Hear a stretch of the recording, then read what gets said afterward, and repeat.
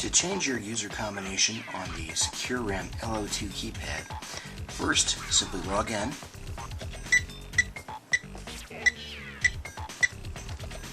In a moment, when the select menu appears, scroll down using the arrow key to change code and hit OK.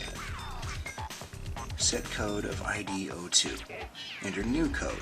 We'll enter in all ones. Repeat. I'm entering the same code again.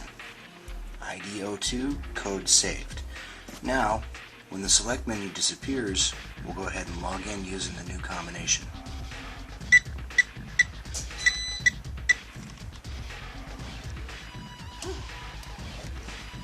And we're able to unlock the lock.